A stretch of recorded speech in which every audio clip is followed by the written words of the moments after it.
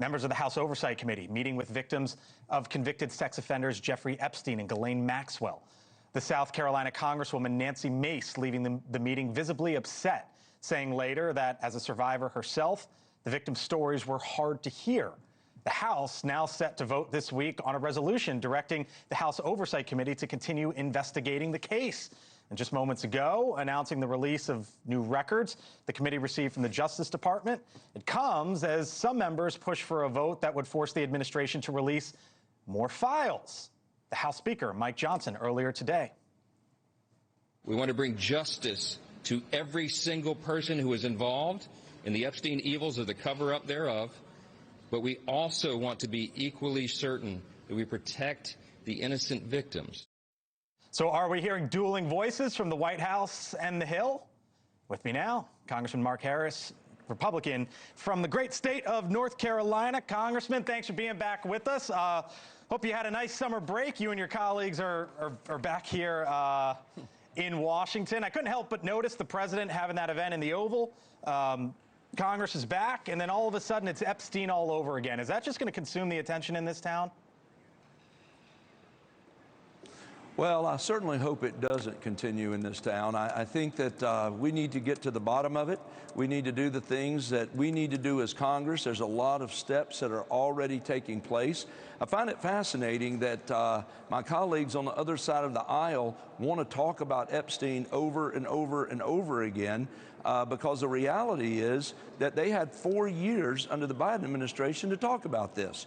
And really, I think it's playing politics. I think we need to get back to the business at hand. The president's getting a lot of wins, and I think that disturbs my colleagues on the other side. So the reality is, Congressman, create somewhat of a distraction. The reality is, I saw the House Speaker, Mike Johnson, before the cameras talking about this today. So this is front and center. Sure. And it begs the question, how does this end and when does this end? Do you think the files get released by the end of the year? Well, I think that the information is still coming out. I mean, there's over 34,000 pages of documents that have been placed in the hands of the Oversight Committee at this point. President Trump has instructed Attorney General Pam Bondi to give whatever information that she can give legally. I think we all want to get to the bottom of this. We all recognize that Jeffrey Epstein was probably one of the worst pedophiles in our history. And all of us want to make sure that those that were associated with him, that were involved in any of this criminal activity as a pedophile, are held accountable. And we all believe that. But I think we've got to make sure that we follow the processes in place. And as you heard, Speaker Johnson did speak to it because we've got a situation we're dealing with here on the House floor. We have an opportunity to follow the process, and I think that's exactly what's going to happen. So more information is forthcoming as it continues to see. The president wants a crime bill. Does that get done? Oh, I hope it does. I think when you look at what has happened with crime in D.C.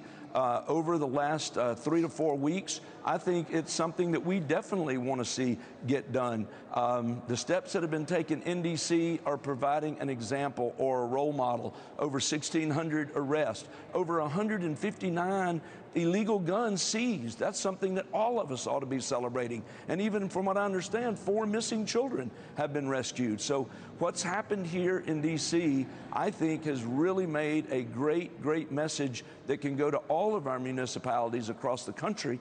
And now we've just got to begin to see how that plays out. So the conversation is happening. 81% of the American people have said crime is a major problem in this country. And I think the appetite is ripe for us to begin to have that conversation. Mark Harris, Republican, North Carolina, with us once again. Thanks for being here on the Hill tonight. Talk again soon, sir. Thank you for watching. Subscribe below and download our NewsNation app right now on your phone, and you will get fact-based, unbiased news for all Americans.